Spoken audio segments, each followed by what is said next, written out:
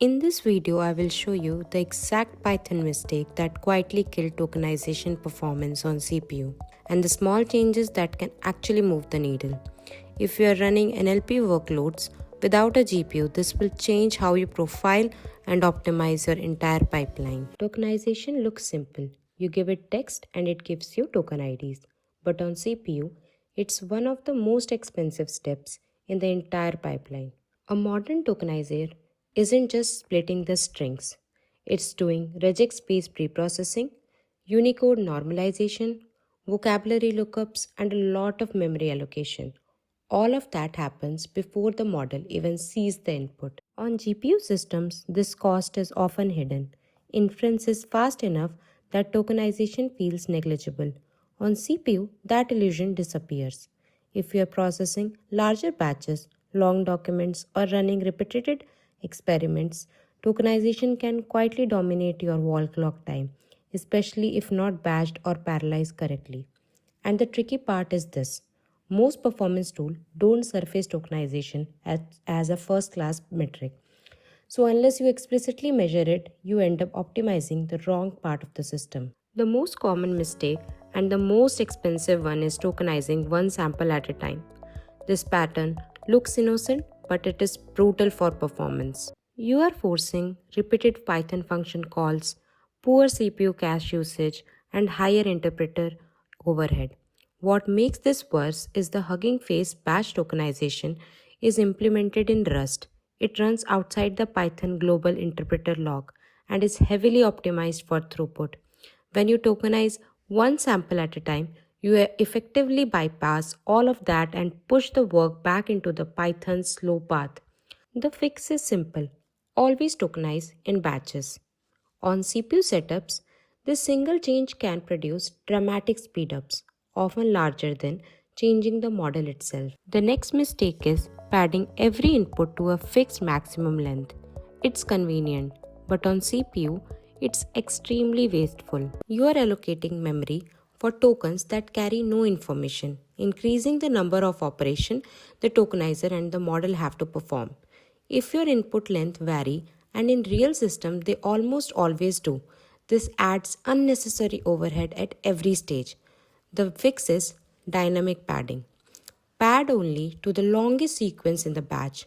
Fewer tokens, less memory pressure, and the fewer CPU cycle burn for no reason. This mistake shows up constantly in experiments, validation loops, and RAG pipelines. Tokenization is deterministic.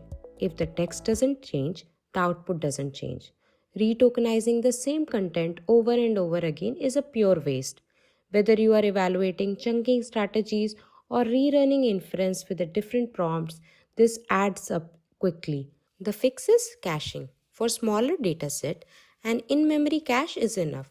For larger or repeated experiments, persist tokenized output to the disk. Even a simple cache can cut end-to-end runtime dramatically. Hugging Face provides two tokenizer implementation, a Python version and a Rust-backed fast tokenizer. On CPU, the difference is not subtle. The fast tokenizer is significantly faster, more memory efficient, and better parallelized. Most models default to fast tokenizer, but not all. If you are not explicitly checking whether tokenizer is fast is true, you may be benchmarking a slow implementation without realizing it. Always verify this. If it is false, then force use fast as true. Otherwise, you are leaving performance on the table before inference even begins. The final mistake is conceptual. Most pipelines aggressively optimize model inference while leaving pre-processing untouched. This leads to misleading conclusion like the model is slow or the CPU inference doesn't scale. In reality, tokenization is often dominating wall clock time. The fix is to profile tokenization separately. Measure how long tokenization takes. Measure tokens processed per second. Look at CPU utilization during pre-processing. Once you do this, the real bottleneck becomes obvious and fixable. Once batch tokenization and caching are in place, most CPU pipelines improve immediately. But if tokenization is still a bottleneck, especially on large data sets, there are a few deeper levels worth understanding. The first is dataset level parallelism. Libraries like Hugging Face dataset allows you to tokenize data across multiple CPU processes. This completely sidesteps Python global interpreter lock by distributing work across the processes instead of threads. For offline preprocessing, training data, indexing corpora, or large scale experiment, this can reduce preprocessing time significantly. But it's not a free win.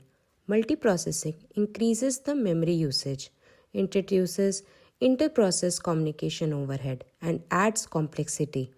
It's well suited for one time or batch workloads, not latency sensitive inference path. When I am working with an NLP workload on CPU, I now follow a simple checklist. Batch tokenization always. Use dynamic padding instead of fixed lengths. Verify that the tokenizer is fast and rust backed. Avoid Python level row by row loops. Cache tokenized output whenever the data is reused. Profile tokenization separately from inference. And I treat CPU parallelism as a limited resource and not something to max out blindly. This single mindset shift has improved performance across multiple projects without changing models or hardware. If you are interested in more breakdowns like this is exactly what we explore on Beyond Tokens.